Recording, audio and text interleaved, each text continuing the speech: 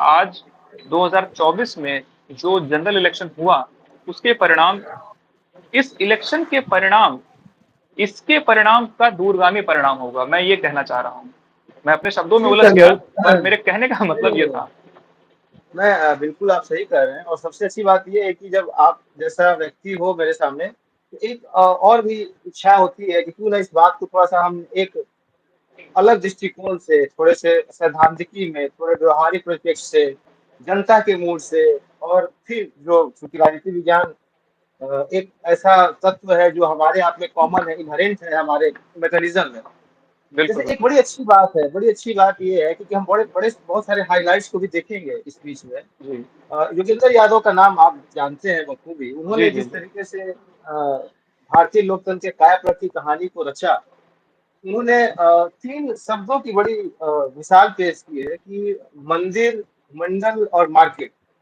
जी जी कैसे इन तीनों ने भारतीय लोकतंत्र को गढ़ा है, शेप किया है, कैसे भारतीय समाज जो है लोकतांत्रिक व्यवस्था के साथ अंतर क्रिया करते हुए इस यात्रा तक पहुंची है। मैंने जी देखा था योगेंद्र यादव ने भी उत्तर प्रदेश का जो रिजल्ट है, जी उसके पूरे के पूरे मैंडेट को 6 दिन पहले ही बताया था कि ये कमोबेश की स्थिति ऐसी ही होने वाली है। तो कहीं ना कहीं उनकी अपनी समझ है, उनका अपना ये है।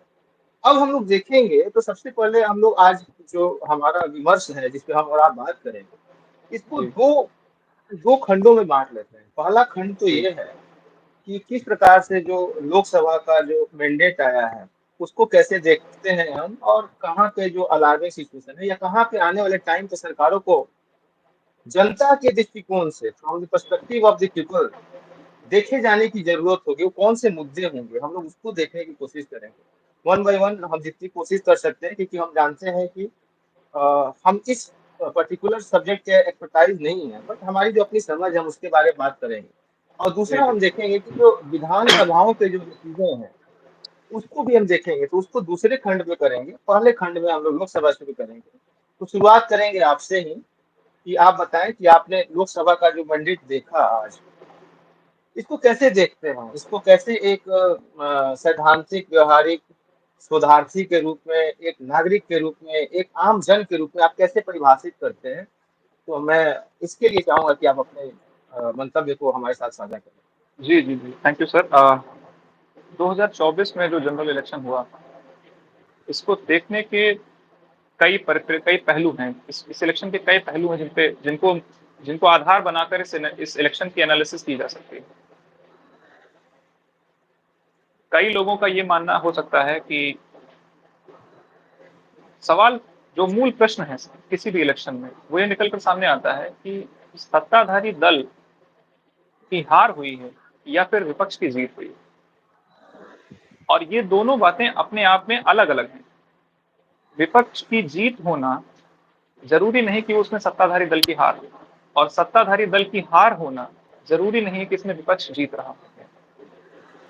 इस इलेक्शन को अलग अलग विश्लेषक कई तरीकों से देखते हैं, और वो ये कहते हैं कि इस इलेक्शन में भले ही विपक्ष को पूरी तरह से मैंडेट ना मिला हो, लेकिन ये विपक्ष की जीत के तौर पर इसको प्रेजेंट किया जा रहा है। और दूसरी तरफ, जहां बीजेपी सबसे बड़ा दल है और एनडीए बहुमत में है, फिर भी विश्लेषकों का और राजनीतिक चिंतकों का ये कहना है कि जिस फुटिंग पे बीजेपी ने इस इलेक्शन को लड़ा, जिस कॉन्फिडेंस के साथ बीजेपी ने इस इलेक्शन को लड़ा, जो उन्होंने स्लोगन दिया 400 पार, जितना उनका एम्बिशन था, उस एम्बिशन, उस महत्वाकांक्षा से तुलना करने पर ये इलेक्शन विपक्ष को जीतता हुआ दिखाई देता है। और अगर विपक्ष संख्या बल से नहीं भी जीत रहा है, तब भी मनोबल से विपक्ष जीतता हुआ दिखाई दे रहा है। क्योंकि इलेक्शन के पहले जो सत्ताधारी दल का मनोबल था, वो जितना हाई था, जितना ऊंचे पायदान पे था, इलेक्शन रिजल्ट आने के बाद भले संख्या बल विपक्ष के पास ना रहा हो, फिर भी मनोबल विपक्ष के पास सत्ताधारी दल से ज्यादा दिखाई देता है।